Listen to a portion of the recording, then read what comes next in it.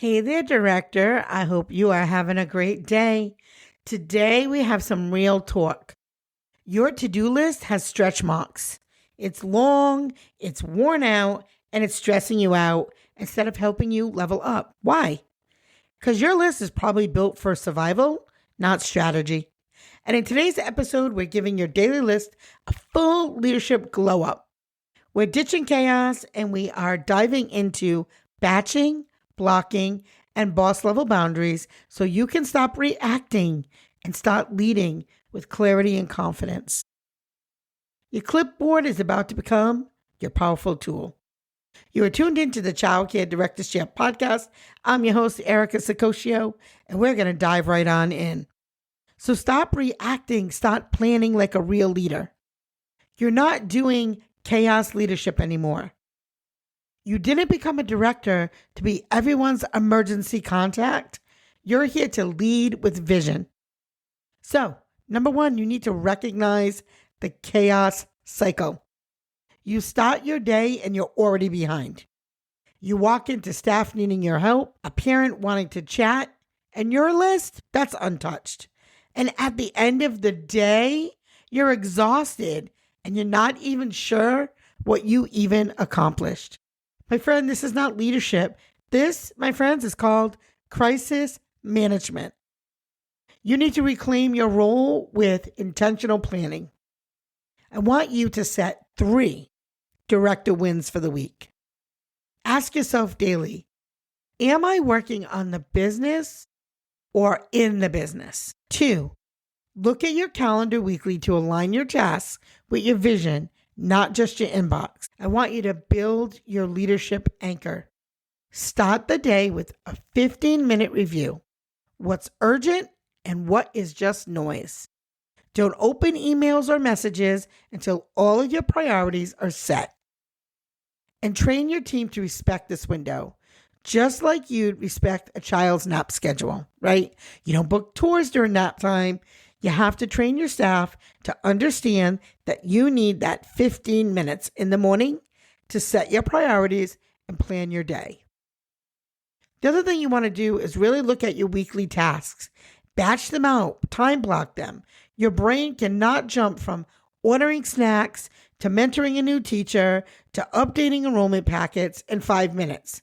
That's not even multitasking. That's like mental whiplash. So break it down. Batching is your brain's best friend. Group similar tasks like Monday is admin and compliance. Maybe Tuesday is classroom walkthroughs and teacher check-ins. Maybe your Wednesday is family communication. Why it works is you stay in one mental mode and it stops that decision fatigue. Now, anybody who works with me will tell you I have my planner. And my planner, I try to keep things all in the same lane. That's the only way I can do it, with multiple locations and then also speaking and training and coaching and podcasting and YouTubing. There's no way I could do all the things I do and be successful without time blocking. So time blocking is a boundary building machine. Block off your block off your planner, because your time is like prime real estate. Maybe here's just a quick what it looks like. 9 to 11, you work on your admin stuff. 1 to 2, you do your tour calls. 2 to 3, you do your classroom walks. Time blocks tells your team and yourself what matters right now. And for a pro tip, use visual markers. I know I need them. So you can use colors, you can use labels. It can feel really powerful to track your time. In our office, we have a whiteboard, and that's even broken up into little sections like what's going on with the staff, where we are with the center, where we are with our numbers, all those things you can look really quickly. What's going on for the day, what's the priority. Use the rule of 3. That's a priority rule to avoid overwhelm. Every day, name your 3 must-dos, like non-negotiable. Then you can name 3 should do, important but flexible. Or 3 could do, nice but not urgent. This glow up turns your to-do list from stressful fuel into success fuel. Now, how do you protect your focus and distraction in a heavy environment? Because let's face it, I am one of those girls that if too many people walk in my space, I have to I hold my head for a minute. This just happened the other day. My daughter was laughing at me, but I was in there and I was working, and then she's across the desk sitting, working on something that had things spread on the desk. And then another employee came in, started sharing what she had bought at the dollar store. Then another employee had walked in, asked me to print out copies of a ditto or something she needed. And I was just like, whoa, back up, guys. You're in the space, prioritize, right? Some of these things can wait. So you have to make sure that you're able to keep your focus, because you work in a building full of small humans and overstretched adults, and focus doesn't happen by accident. It has to be designed. So maybe you build some drop-in protocols for staff, like post office hours, like red, yellow, green lights on the door. Green means come on in. Yellow means text me first. Red means only emergencies. Create some type of flow where you're available without it being open season, right? So it's a mix of both. I don't want my staff to feel like I'm not available, but they have to understand there are certain times that I also have duties that I have to do. Also have a distraction catch-all. Keep a brain dump notebook nearby. My friends Kate and Carrie, they have a journal in a book called maybe Not My Monkeys, Your Monkeys, something about monkeys. But it's something that they use to catch all the monkeys. That's everybody's issues, problems, complaints, concerns, questions. And they put it in this book, in this journal. And then it allows you to catch everything and then deal with it at a time that works, that's appropriate. So keep a brain dump notebook nearby. When something pops up, jot it down and keep going. It tells your brain, I'm not ignoring this, but I'm saving it for later. And then turn off backroom noises and background noises and all those things. Silence all non-essential notifications.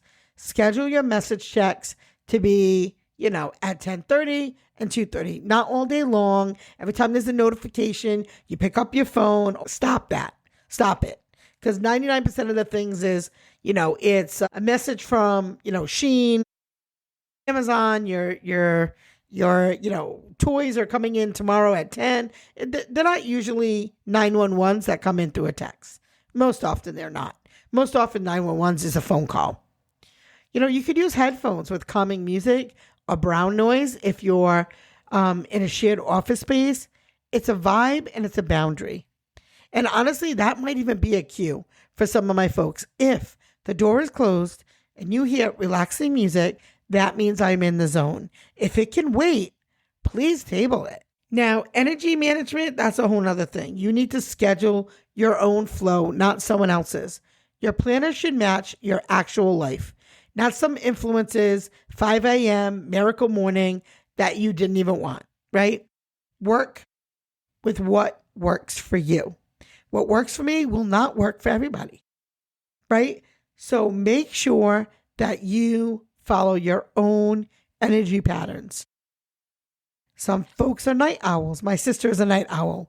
She will make her lists at night, plan her day at night. I'm a little bit more of a morning person. I like to get up at 5 and go, okay, what are my 3 things I want to do today?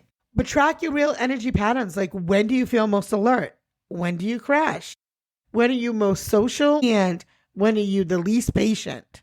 When you're the least patient, do not wait to deal with people at that time. You want to deal with people at the time that works best for you, that you're the most upbeat, the most patient, the most attentive. Build your leadership schedule around that, not against it. And sync tasks with your energy levels. If you have morning high focus, then do your big picture planning or coaching sessions. If you have an afternoon slump, maybe schedule admin tasks like emails or walkthroughs. If you're feeling fried, do your clipboard cruise. Be visible, low stakes, but present. And respect the refill. Block time daily or weekly for restoration. Coffee breaks without your phone or 15-minute no talking walks. CEO time with music, lighting a candle, journaling. This isn't fluff. It's leadership hygiene. It keeps you calm, keeps you grounded. So here's some things that you should probably put together for your own planning sheet, right? I don't want you to forget the basics, right? Those basic planners with no soul, we don't want that. We want you to have a planner that's something that works for you. So daily 3 priorities, what your time blocks are going to be, batching your themes together, plus also looking for your big wins, and maybe your monthly vision goals and staff support. And focus on mixed digital, like you can use a Google Calendar or a dry erase board or a printed planner, but mix that up. You'll see what you like best. And customize sections like top 3 priorities, what your time block schedule is going to be, your task batching column, your energy level check-in, and your win of the day. And maybe a do not box that protects your boundaries. Make yours fun, use stickers, mood quotes, anything beautiful because it's worth looking at. You're going to look at it every day. So here's some closing thoughts as we wrap it up today. When your list is built with intention, you show up like a leader that you actually are. Not the exhausted task manager you've been focused to become. A glow up isn't just about being cute. It's about being clear, being confident, being consistent. Because your time matters, and your energy matters, and your leadership, well, that's about to shine. So here's my glow up challenge for you. Take 10 minutes today to rewrite your to-do list using the 3 priority rule. Screenshot your new layout or your planner and tag us at CCDC Podcast on Instagram. I want to see what you come up with. So I hope that this really helped you. If this episode gave you a little bit of planning game boost, leave us a review. Help us grow the Childcare Directors Chair podcast to one of the top 25 podcasts out there. Share this episode with just one fellow director or ECE leader who needs a little help, a little less burnout, and a lot more balance. As always, I appreciate you. I hope you have a great day. See you tomorrow.